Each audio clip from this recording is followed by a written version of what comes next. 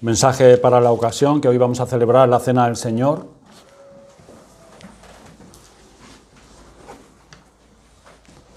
Evangelio de Juan, capítulo 19, si has traído tu Biblia, versículos del 31 al 37.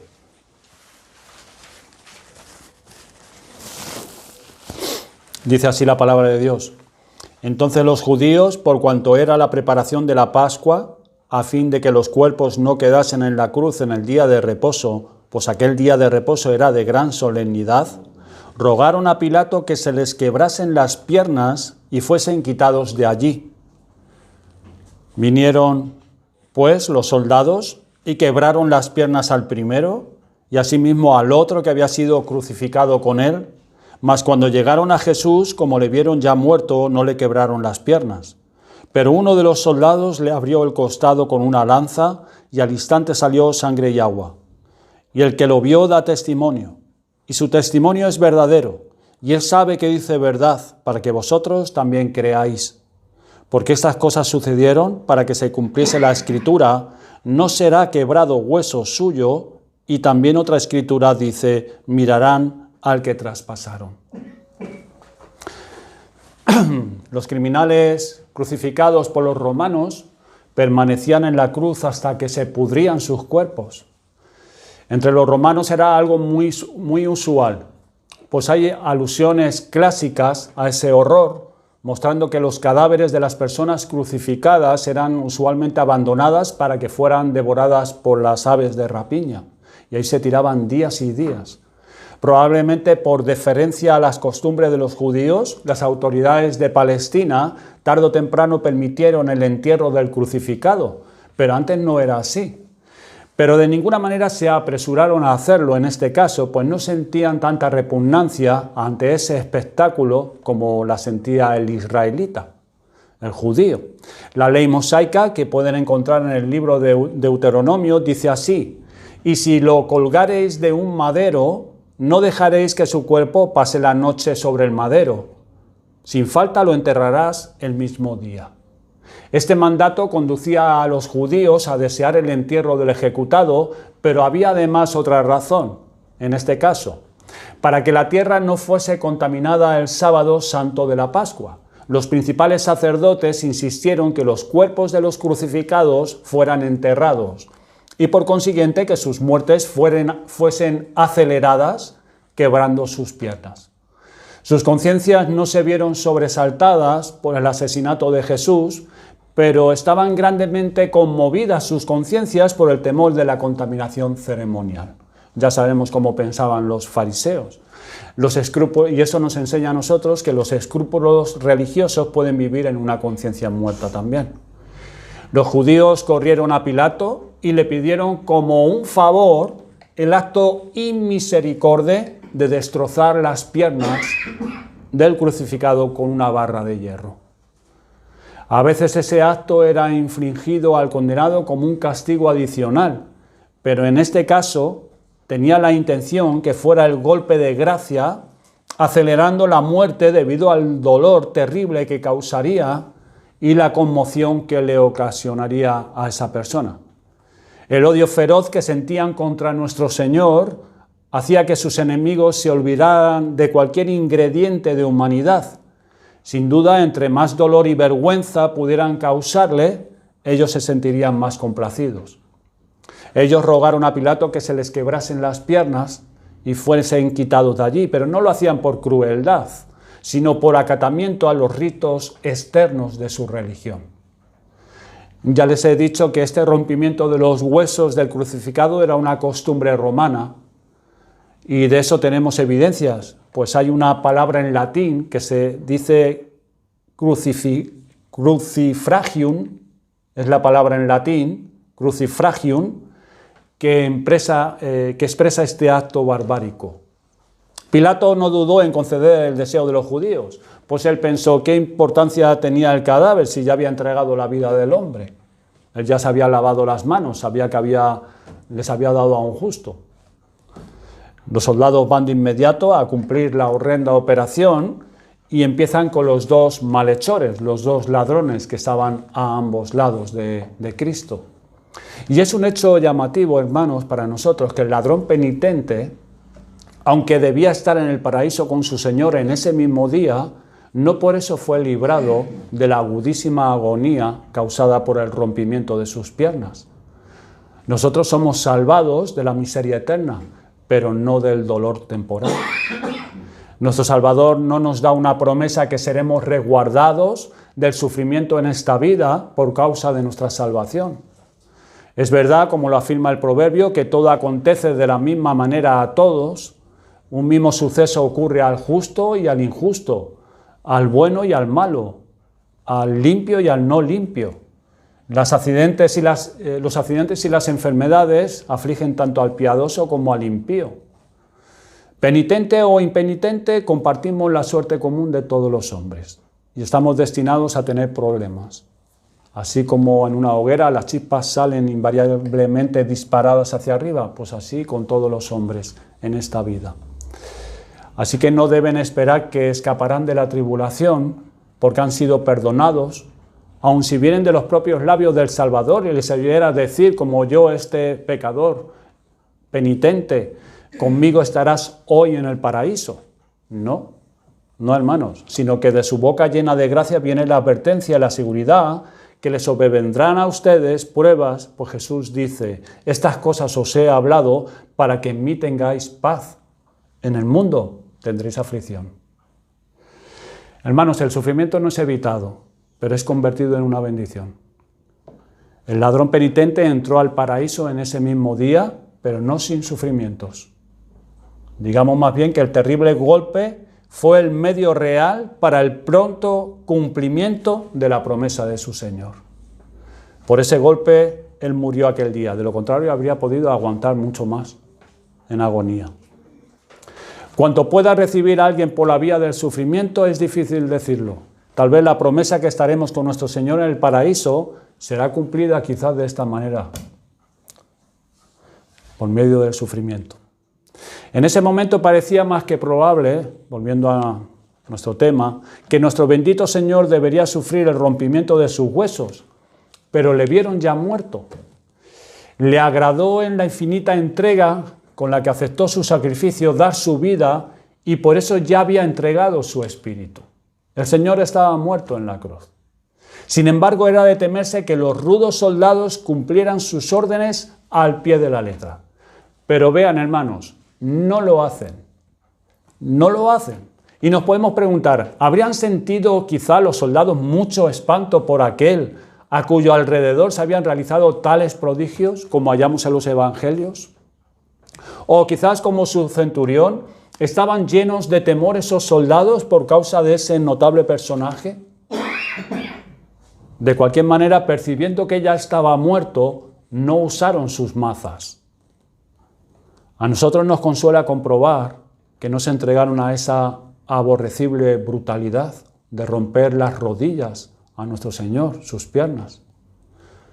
Pero no debemos estar demasiado contentos tampoco, pues otro ultraje tomará su lugar. Para asegurarse que él ya estaba muerto, uno de los 4 soldados le abre el costado con una lanza y probablemente atravesando con esa lanza su corazón. Con esto comprobamos cómo nuestro Dios de gracia ordenó en su providencia que hubiera una evidencia cierta que Jesús ya estaba muerto y que por tanto el sacrificio había sido inmolado. Pablo declara que esto es el Evangelio, que el Señor Jesús murió según las Escrituras. Esto es el Evangelio. Estas son las buenas noticias para hombres y mujeres pecadores, que Cristo murió. Y es extraño decirlo, pero ha habido herejes que se han aventurado a afirmar que Jesús no murió realmente. La lanza utilizada para traspasarlo los refuta plenamente. Si nuestro Señor no murió, entonces ningún sacrificio ha sido presentado. La resurrección no es un hecho real. Y no hay un fundamento de esperanza entonces para los hombres. Pero nuestro Señor murió con absoluta certeza y fue enterrado. Los soldados romanos eran jueces estrictos en estos asuntos y ellos le vieron ya muerto y además sus lanzas no eran usadas en vano cuando tenían la intención que la muerte fuera una certidumbre. Eran profesionales y sabían dar el golpe certero. Cuando el costado de Cristo fue abierto, nos dice el Evangelio que salió al instante sangre y agua, acerca de lo cual se ha comentado mucho por parte de quienes consideran apropiado reflexionar sobre estos delicados temas. Y fue un suceso muy notable y admirable, y Juan, como testigo ocular, lo hemos leído, estaba evidentemente muy sorprendido por ello, tan sorprendido que registró una filmación solemne para que nosotros no dudemos de su testimonio.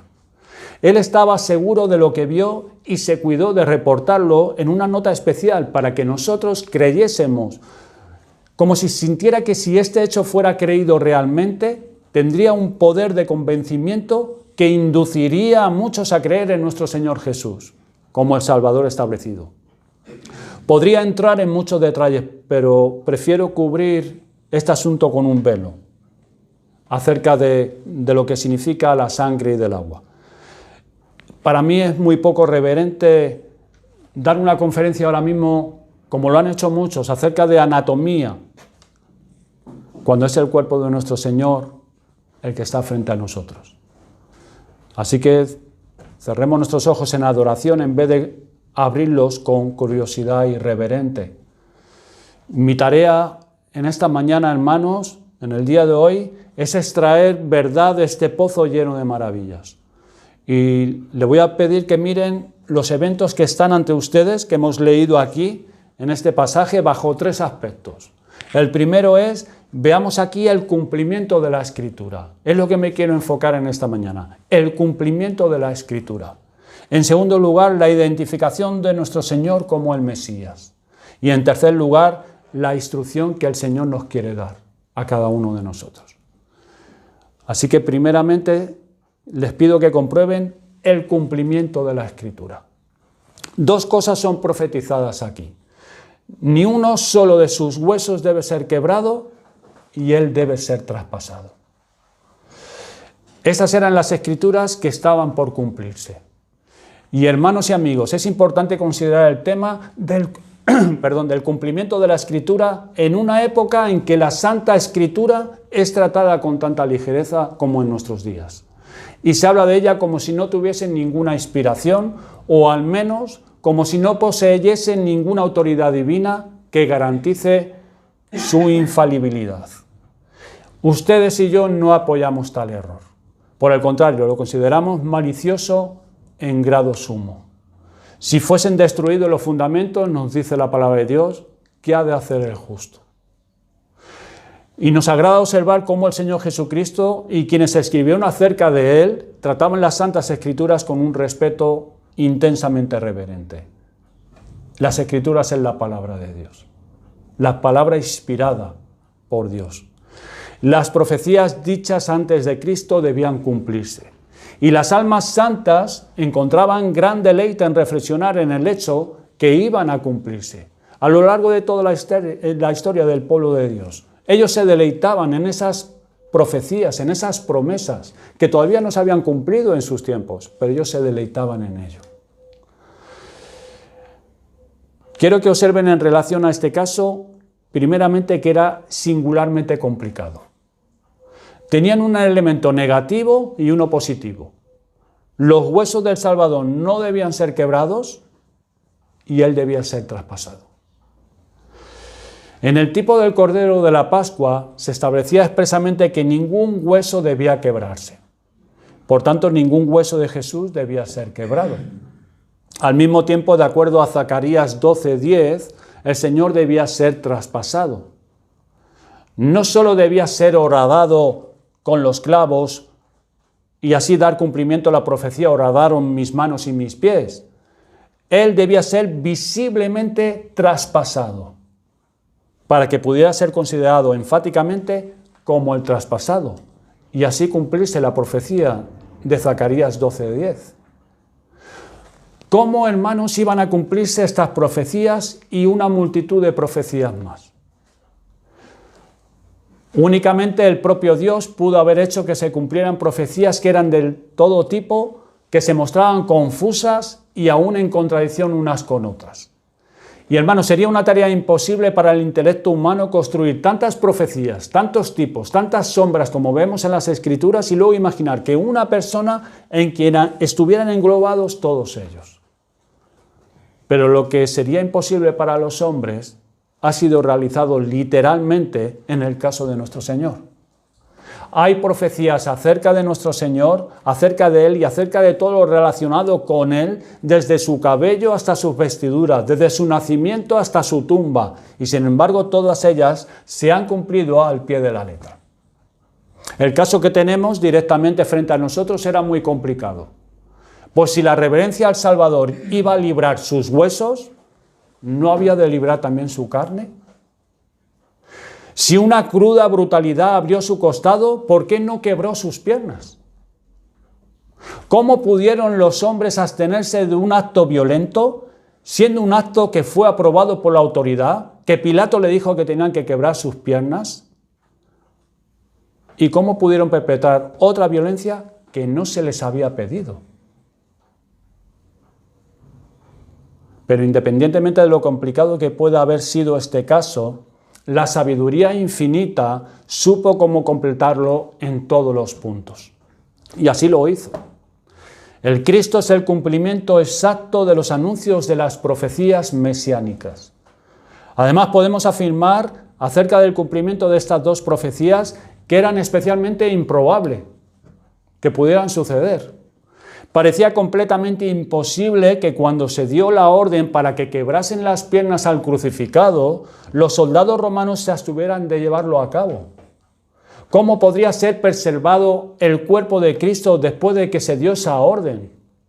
Esos 4 soldados tienen evidentemente la determinación de cumplir las órdenes del gobernador. Han comenzado su horripilante tarea y han quebrado las piernas de 2 de los 3 ejecutados.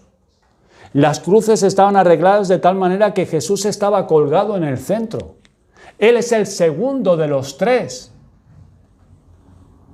Y nosotros suponemos naturalmente que ellos habían procedido en orden de la primera cruz a la segunda. Pero da la impresión que pasan por alto la segunda cruz y van de la primera a la tercera. ¿Cuál fue la razón de este procedimiento tan singular?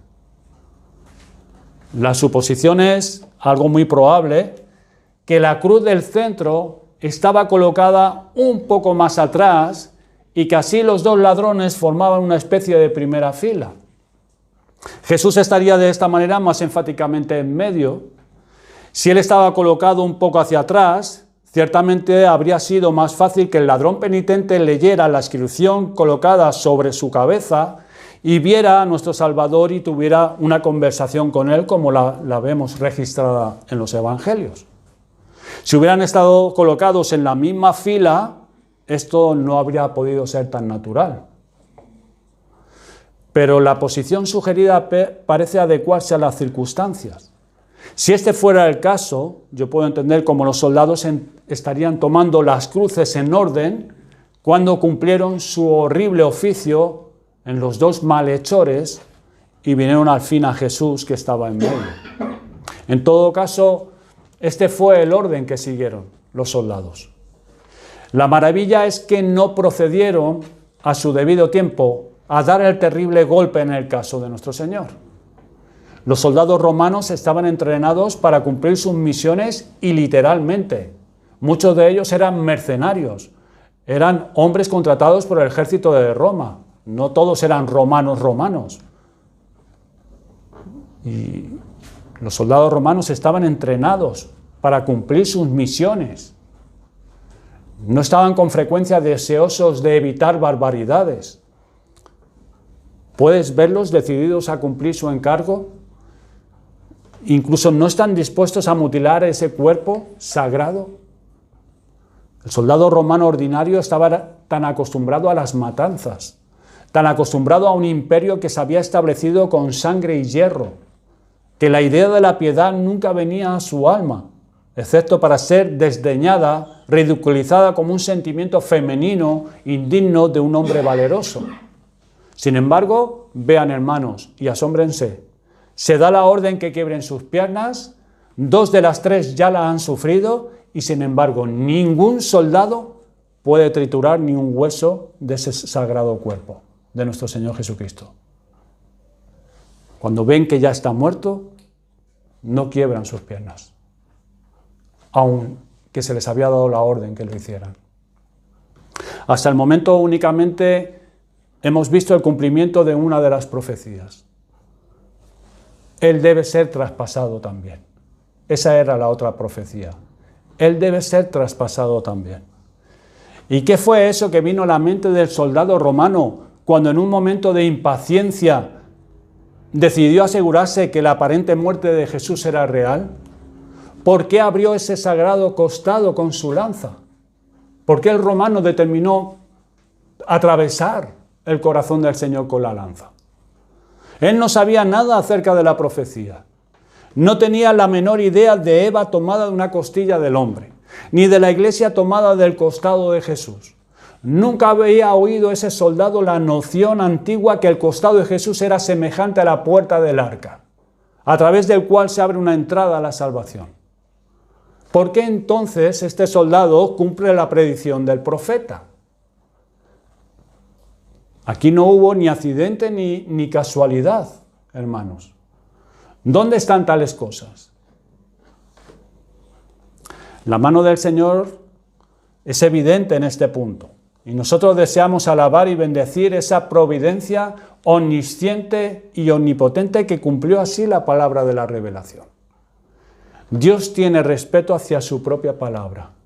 Y mientras se cuida que ningún hueso de su Hijo sea quebrado, también se asegura que ningún texto de la Santa Escritura sea quebrantado. ¿Ven la providencia del Señor? Que los huesos de nuestro Señor permanecieran intactos y sin embargo que su costado fuese traspasado. Parecería algo muy probable, pero sucedió así. Cuando en el futuro ustedes se encuentren con una promesa inverosímil, créanla firmemente. Cuando vean cosas que trabajan en contra de la verdad de Dios, créanle a Dios y no crean en ninguna otra cosa. Sea Dios veraz y todo hombre mentiroso. Aunque los hombres y los diablos digan que Dios miente en algo que el Señor les está prometiendo en su palabra, aférrense a lo que Dios ha dicho. El cielo y la tierra pasarán, pero ni una jota ni una tilde de su palabra caerá al suelo. Créanle a Dios.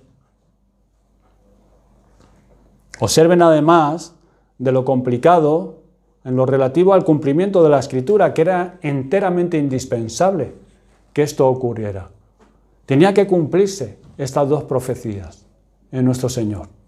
Si hubieran quebrado los huesos de Cristo, entonces, hermanos, las palabras de Juan el Bautista, he aquí el Cordero de Dios, habría tenido un estigma.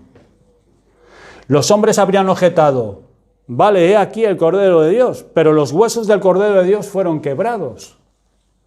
Y en 2 ocasiones fue especialmente ordenado por el Señor, no solamente en el primer mandamiento de la Pascua en Egipto, sino en el permiso de una segunda Pascua para quienes estaban inmundos durante el tiempo de la primera Pascua. En Números, al igual que en el libro de Éxodo, leemos que ningún hueso del Cordero debía ser quebrado. Aquel Cordero que se ofrecía en sacrificio no debía ser quebrado ningún hueso. Si los huesos de nuestro Señor hubieran sido quebrados, ¿cómo entonces habríamos podido decir nuestra Pascua, que es Cristo, ya fue sacrificada por nosotros, existiendo esta falla fatal? Jesucristo debe permanecer intacto sobre la cruz y también debe ser traspasado. Pues de lo contrario, ese famoso pasaje de Zacarías, al que se alude aquí, mirarán a mí, a quien traspasaron, no podría ser cierto referente a él. Entonces el Señor no sería el Mesías, porque Zacarías había profetizado acerca de él. Mirarán a mí, al que traspasaron, y se lamentarán. Ambas profecías debían cumplirse, y cumplirse de manera notoria. Pero ¿por qué necesitamos decir que este cumplimiento era indispensable? Hermanos, es indispensable que Dios mantenga cada una de sus palabras. Es indispensable. Es indispensable para la verdad de Dios que Él sea siempre veraz. Pues si una de sus palabras puede caer a tierra, entonces todas pueden hacerlo. Y su veracidad desaparece.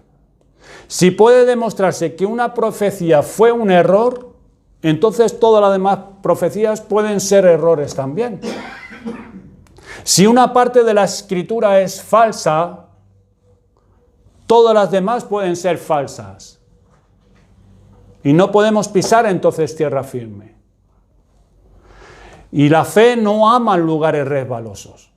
Nuestra fe no es una fe loca, que creo porque creo y ya está. No, no puede ser. Porque la fe verdadera, la fe que da el Señor, busca la palabra segura de la profecía. Y pone su pie con firmeza sobre certidumbres. A menos, hermanos, que toda la palabra de Dios sea segura y pura, como plata refinada en horno de tierra, purificada 7 veces, entonces no tenemos nada en que apoyarnos. No tenemos, y nos quedamos virtualmente sin una revelación de Dios. Si tomo la Biblia diciendo algunas partes son verdaderas y otras son cuestionables, no estaría mejor que si no tuviera una Biblia. Un hombre que se encuentra en un monte con una brújula, que únicamente esa brújula muestra precisión en algunas zonas, estaría en la misma condición que si no contase con una brújula. No tengo seguridad, es que no sé si me está diciendo la verdad o no la brújula. No sé si está marcando lo correcto. No veo en dónde está la seguridad de si no os volvéis y os hacéis como niños, si no hay un maestro infalible al cual seguir. Hermanos, es indispensable para el honor de Dios y para nuestra confianza en su palabra que cada línea de la Santa Escritura sea verdadera. Era evidentemente indispensable en el caso que estamos considerando, y este es solo un ejemplo de una regla que no admite excepciones. Pero ahora permítanme recordarles que aunque el problema era complicado y su realización era improbable, sin embargo, fue resuelto de la manera más natural. Nada puede evitarse menos que la acción de los soldados. Ellos quebraron las piernas de 2, pero el otro está muerto. Y no quiebran sus piernas. Sin embargo, para asegurarse que no tendrán problemas, al ahorrarse el golpe, traspasan su costado. No hubo ninguna compulsión en ellos. Lo hicieron porque se les vino a la cabeza. Ningún ángel descendió del cielo para estar con sus anchas alas frente a la cruz como para proteger al Salvador para que esto no ocurriera. No. El grupo de los 4 soldados hizo lo que quiso. Actuaron siguiendo su propio criterio y, sin embargo, al mismo tiempo cumplieron el eterno consejo de Dios, sin saberlo ellos. ¿Seremos, hermanos, siempre incapaces de hacer entender a los hombres la verdad que la predestinación y la libertad de acción son una realidad? Los hombres pecan tan libremente como los pájaros vuelan por los cielos, pero son enteramente responsables de su pecado. Y sin embargo, todo es ordenado y previsto por Dios. La predestinación de Dios no interfiere de ninguna manera con la responsabilidad del hombre. Algunas personas nos pueden pedir que reconciliemos estas dos verdades. Nuestra única respuesta tiene que ser: no necesitan reconciliación, pues nunca han estado reñidas la una con la otra. ¿Por qué habríamos de reconciliar a 2 amigos si no están reñidos? Que nos demuestren ellos que las 2 verdades no están de acuerdo. Y en esta solicitud le estamos poniendo una tarea tan difícil como la que ellos nos proponen. Y estos 2 hechos son líneas paralelas, no puedo hacer que se junten, pero ellos tampoco pueden lograr que se crucen estas 2 verdades. Hermanos, yo estoy cada vez abandonando la idea de estructurar mis creencias en un sistema. Los sistemas a veces son buenos, pero no siempre. Yo no puedo estructurar mis creencias en un sistema. Yo creo, pero hay cosas que yo no puedo explicar. Lo único que puedo hacer es inclinarme ante la majestad de la revelación y adorar al infinito Señor. Yo no entiendo todo lo que Dios revela, pero lo creo. Creo al Señor. No puedo entender muchas cosas, no puedo explicártelo. Muchas doctrinas que hay en la palabra de Dios, pero lo creo. Creo a Dios. ¿Cómo puedo esperar entender todos los misterios de la revelación cuando simplemente la aritmética de la Escritura sobrepasa mi comprensión? Puesto que se me enseña que en la deidad los tres son uno. Aunque el indiviso uno veo de manera muy manifiestas tres personas. No puedo explicártelo, pero lo creo. Necesitamos medir el mar, hermanos. ¿Acaso no basta con que seamos mecidos por las olas? Así que doy gracias a Dios por las aguas lo suficientemente profundas para que mi fe pueda nadar, y entender me forzaría a mantenerme en aguas poco profundas. Pero la fe me conduce mar adentro.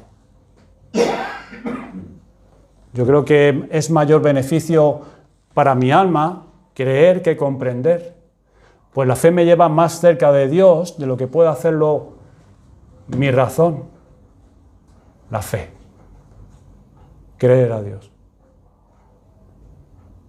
Porque la fe que está limitada por nuestras estrechas facultades es una fe indigna de un hijo de Dios. Pues como hijos de Dios debemos comenzar a tratar con sublimidades infinitas, cosas que no podemos entender, cosas como esas cosas que rodean a nuestro grandioso Dios y Padre. Estas solo pueden ser entendidas por la fe. Pero bueno, para regresar al tema. Estos hombres actuaron como agentes libres. Los soldados llevaron a cabo exactamente las cosas que habían sido escritas en los libros de los profetas relativas a Cristo. He dicho todo esto sobre el cumplimiento de la palabra relativa a nuestro Señor. Aprendamos de esto una lección entonces, hermanos, de reverencia y confianza en las Sagradas Escrituras. Reverencia y confianza en la palabra de Dios. Ahora, en segundo lugar, y ya brevemente, la identificación de nuestro Señor como el Mesías. Fue grandemente fortalecida, por eso que le sucedió a su cuerpo después de muerto. Era necesario que se demostrara de manera concluyente que era el Cristo del que se hablaba en el Antiguo Testamento. Y ciertas pruebas y señales son provistas, y esas marcas y señales se encuentran en él. De esta manera fueron encontradas. La primera prueba es esta. El Cordero de Dios tiene que tener una medida de preservación. Si Cristo es lo que Él profesa ser, Él es el Cordero de Dios. Ahora, el Cordero de Dios puede ser tratado únicamente a la manera de Dios. El Señor le decía a su pueblo, aquí tienen un cordero para el sacrificio. Hay un cordero, mátalo, rocíalo con sangre, ásalo al fuego, pero no quiebre sus huesos. Ese era el mandamiento del Señor a su pueblo Israel. Cómetelo, ásalo, pero no quiebres ni un hueso suyo. Es el Cordero de Dios y no tu cordero. Por lo tanto, hasta aquí llegarás y no pasarás más allá del límite. No será quebrado un hueso suyo. Ese era el mandamiento del Señor. El Señor lo reclama como propio y es su reserva. Así de hecho el Señor dice en relación al Señor Jesús, he aquí a mi hijo, átenlo, azótenlo, escúpanle en el rostro, crucifíquenlo, pero él es mi cordero de mi Pascua y no deben quebrar ninguno de sus huesos. El derecho del Señor sobre él es declarado por la salvedad que hace concerniente a sus huesos. ¿Acaso no ven aquí cómo es identificado él como el Cordero de Dios? que quita el pecado del mundo. Es una señal de identidad sobre la que la fe fija su mirada. Y estudia esa señal hasta que ve en ella mucho más de lo que podríamos comentar en el día de hoy. Pues tenemos que considerar también otras cosas. Fíjese la identidad de Cristo como Cordero de Dios, que quita el pecado del mundo. La siguiente señal de identidad debe ser que Jehová nuestro Señor debe ser traspasado por Israel. Y así lo dijo Zacarías, y por tanto debe cumplirse. En Zacarías 12:10. No solamente deben ser clavados sus pies y sus manos al madero, sino que él debe ser traspasado muy notoriamente. Mirarán a mí, a quien traspasaron, y llorarán, afligiéndose por él. Él debe ser traspasado. Sus heridas son señales y evidencias de que Él es realmente el Cristo. Cuando vean la señal del Hijo del Hombre en los últimos días, entonces llorarán todas las tribus de la tierra. ¿Y acaso esa señal no será que Él se aparecerá como Cordero que ha sido inmolado? La herida en su costado era una marca cierta de su identidad para sus propios discípulos. Pues Él dijo a Tomás: acerca tu mano y métela en mi costado y no seas incrédulo, sino creyente. Y será la señal convincente para todo Israel y para todo el mundo cuando el Señor venga en su regreso. Mirarán a mí, a quien traspasaron, y llorarán como se llora por unigénito, afligiéndose por él como quien se aflige por el primogénito. Y para nosotros, el camino abierto a su corazón está manifestado en esta señal de su carne, mostrando que este es el Dios de amor encarnado, cuyo corazón puede ser alcanzado por todos aquellos que buscan su gracia. Pero no he terminado con esta identificación, pues observen que cuando este costado fue abierto de nuestro Señor, dice que inmediatamente al instante salió sangre y agua. Y en Zacarías 12 vemos esta profecía, pero en el capítulo 13, en el primer versículo, no debería de haber sido el capítulo 13, debería haber sido el capítulo 12. ¿Pero qué encontramos allí? En aquel tiempo, capítulo 13, versículo 1 de Zacarías, en aquel tiempo habrá un manantial abierto para la casa de David y para los habitantes de Jerusalén, para la purificación del pecado y de la inmundicia. Habrá un manantial abierto.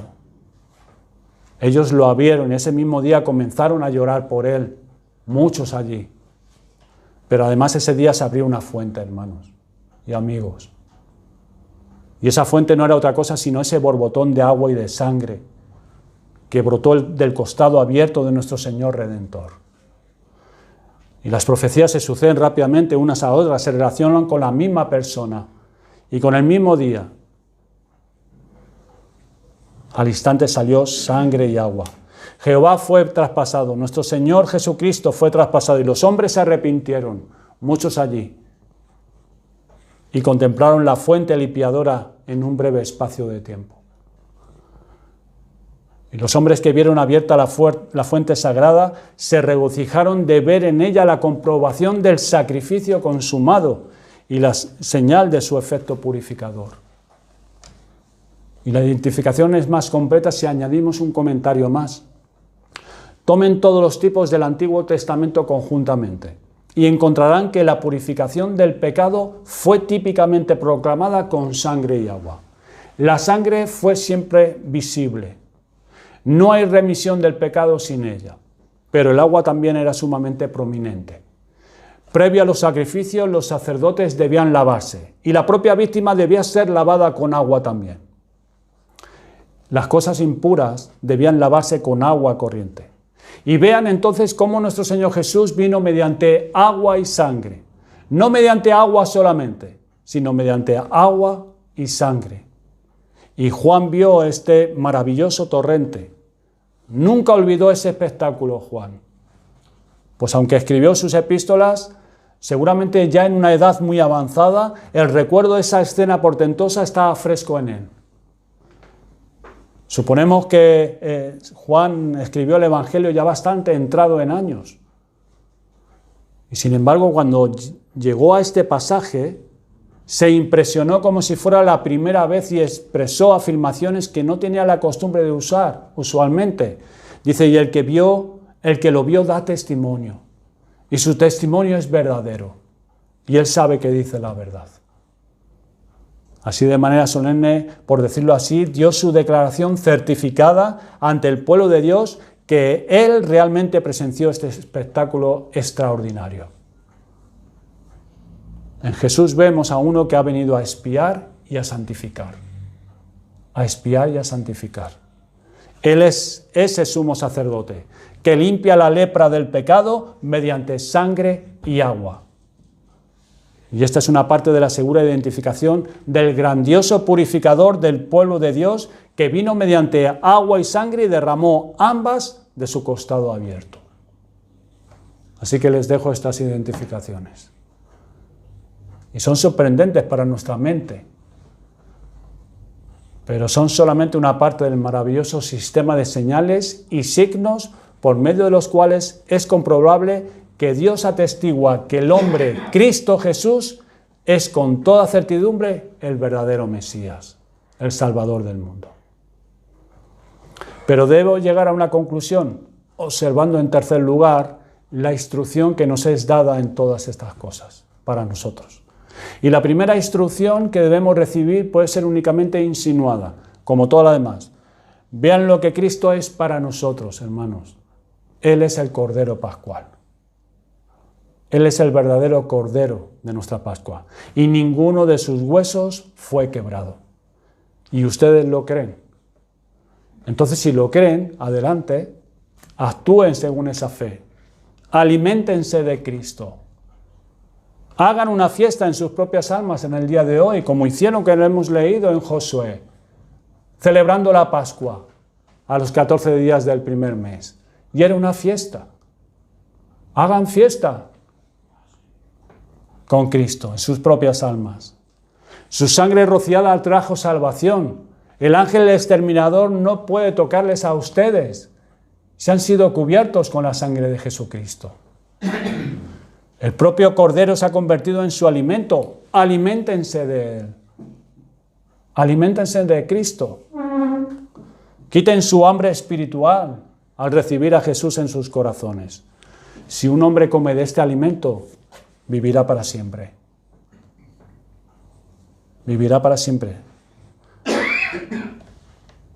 La primera instrucción es que estemos llenos de la plenitud de Dios, que nos llenemos de nuestro Cordero, al recibir ahora al Señor Jesús como Dios y como hombre. Dice la palabra de Dios, vosotros estáis completos en Él, ustedes son perfectos en Cristo Jesús. Pueden decir de Él es toda mi salvación y mi deseo. Cristo es el todo y en todos. Puedes decir, Él es toda mi salvación y mi deseo. No aprendamos esta lección simplemente como doctrina, sino gocémosla como una experiencia personal. Jesús es nuestra Pascua inmolada, entonces debe ser comido. Él es nuestro verdadero alimento. Así que tengamos un festín con Él. Y luego estemos listos a peregrinar a través del desierto de este mundo, de esta vida, fortalecidos con su carne. Estoy hablando de manera espiritual, pero tú me entiendes lo que yo te quiero decir, ¿a que sí? Comiendo de Él, alimentándote de Él, hasta que lleguemos al descanso prometido. ¿Qué otra cosa aprendemos de esta lección también? Vean el tratamiento del hombre hacia Cristo. Le han escupido, le han gritado, crucifícale, crucifícale. Le clavaron en la cruz, se burlaron de sus agonías y está muerto el Señor, ahí en la cruz. Pero la malicia del hombre no está saciada todavía. El último acto del hombre hacia Cristo es traspasarlo de lado a lado, con una lanza. Esa cruel herida era la concentración del maltrato hacia Jesús. Su experiencia en manos de nuestra raza se resume en el hecho que ellos traspasaron su corazón. Eso es lo que los hombres han hecho a Cristo. Le han despreciado y rechazado de tal manera que Él muere con su corazón traspasado. Aprendemos la depravación de nuestra naturaleza como seres humanos. Y algunos dudan que sea una depravación total. Merece un peor adjetivo que ese. No hay palabra en el lenguaje humano que pueda expresar el veneno de la enemistad del hombre hacia su Dios y Salvador. Lo heriría mortalmente si pudiese.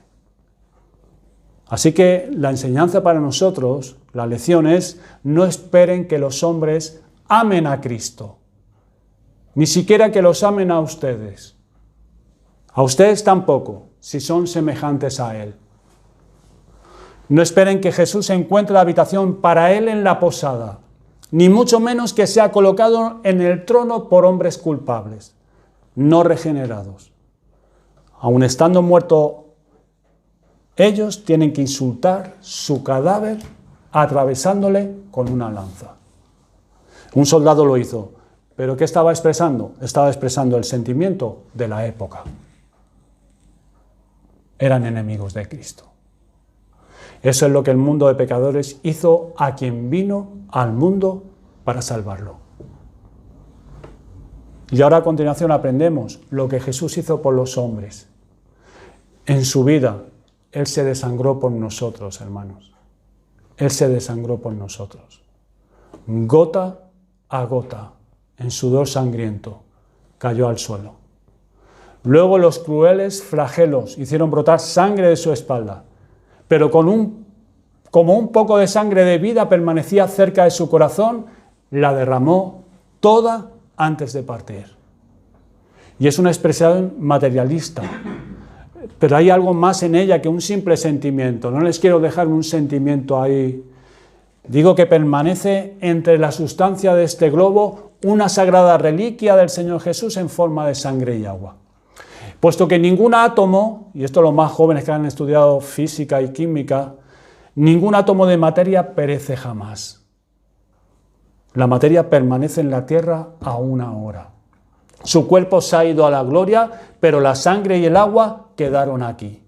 Y el mundo, el Señor ha marcado con su sangre, con su agua, ha marcado al mundo y tiene la intención de poseerlo.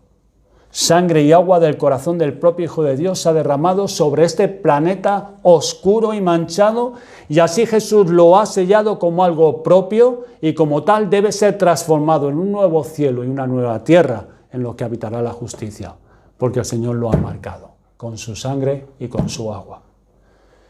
Nuestro amado Señor, después de que nos hubo dado todo lo que tenía, renunciando a su vida por nosotros, se deshizo, hermanos, en torrente inapreciable que brotó de su costado. Al instante salió agua y sangre. Qué bondad del corazón de Cristo, que no solo devolvió un beso por un golpe, sino que entregó torrentes de vida y salvación por la herida de la lanza. Pero puedo ver también en este pasaje, y yo quiero que tú lo veas también, si eres creyente, la seguridad de los santos. La seguridad de los santos. Hermanos, es maravilloso ver cuán llenas de ojos están las cosas de Jesús, pues sus huesos intactos miran hacia atrás, hacia el Cordero Pascual, pero también miran hacia adelante, a través de toda la historia de la Iglesia, hasta aquel día cuando Él reúna a todos sus santos en su cuerpo, en un cuerpo, y ninguno faltará. Ningún hueso de su cuerpo místico será quebrado. Hay un texto en los Salmos que dice acerca del justo, y todos los justos son conformados a la imagen de Cristo. Dice así: Él guarda todos sus huesos, ni uno de ellos será quebrantado. Y hermanos, regocijémonos por la seguridad de los elegidos de Cristo. Él no permitirá que ningún hueso de su cuerpo redimido sea quebrado, pues toda la simiente elegida se reunirá alrededor del trono, bendecirá la conducta de su gracia y dará a conocer sus glorias. En el día de su aparición habrá un Cristo perfecto, cuanto todos los miembros de su cuerpo se junten a su gloriosa cabeza, que será coronada para siempre. Ningún miembro viviente de Cristo estará ausente, no será quebrado hueso suyo. No faltará ninguno.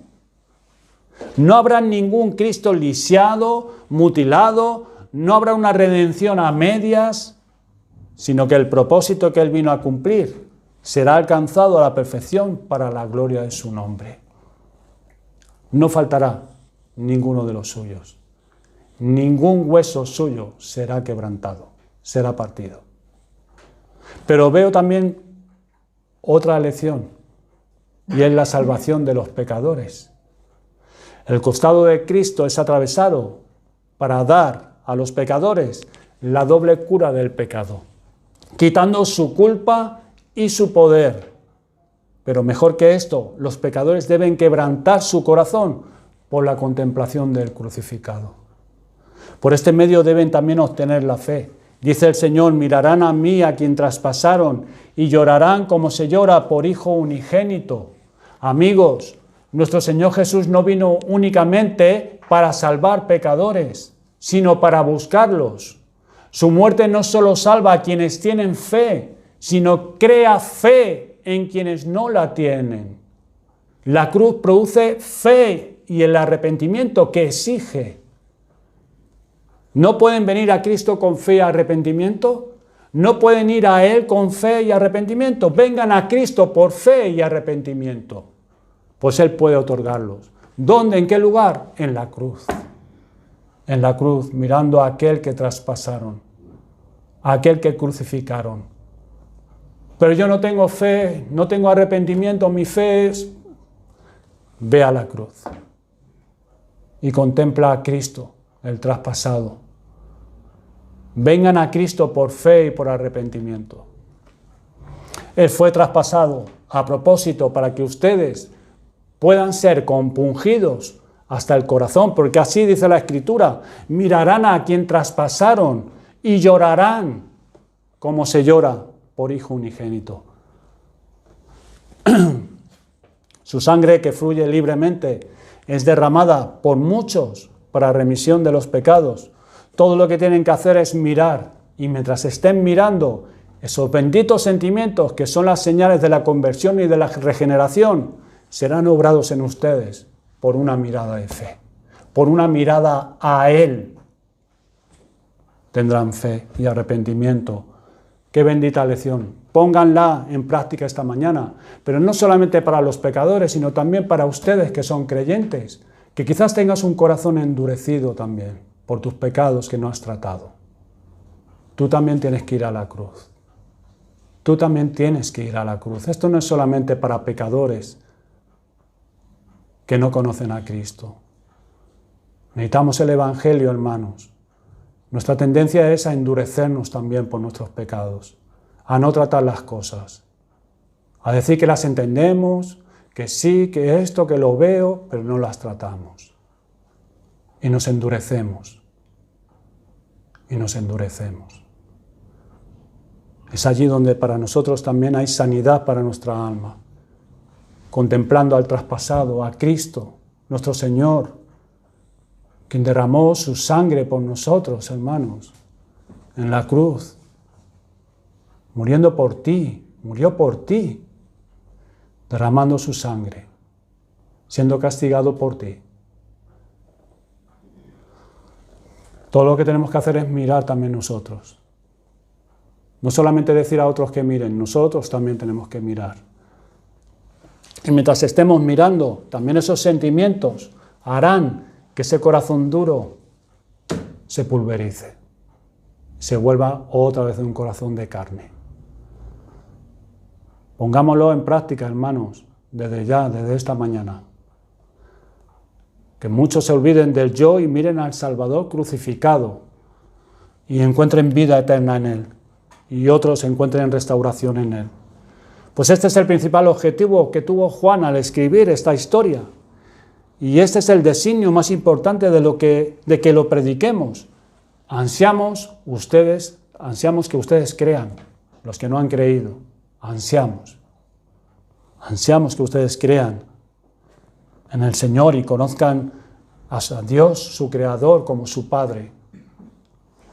Vengan ustedes que son culpables y vengan y confíen en el Hijo de Dios que murió por ustedes. Hermanos, ahora que vamos a participar de la cena del Señor, que se convierta en un festín para nosotros y podamos gozarnos con solemnidad y con alegría. Con solemnidad y con alegría, con respeto al Señor, no de cualquier manera, no, con solemnidad, con respeto, porque Él es el Señor, pero con alegría también, con gozo. Recordemos lo que Cristo es para nosotros, nuestro verdadero Cordero Pascual, aquel Cordero que quitó el pecado del mundo, que quita el pecado del mundo, que quitó nuestro pecado. Y consideremos lo que hicieron los hombres también, a Él, al Salvador del mundo. Gocémonos de lo que hizo Cristo por nosotros y cómo se identificó Él con los hombres. Y consideremos también en este momento sobre qué fundamento está asegurada nuestra salvación. ¿Qué seguridad, hermanos?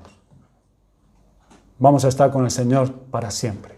Ahora estamos en el desierto, como Israel, a las puertas de Jericó. Ahora, bueno, ya estamos aquí, el Señor nos ha traído, el Señor es fiel, nos ha libertado de Egipto, hay que luchar. Hay que, victoria tras victoria, y así nosotros también, hermanos.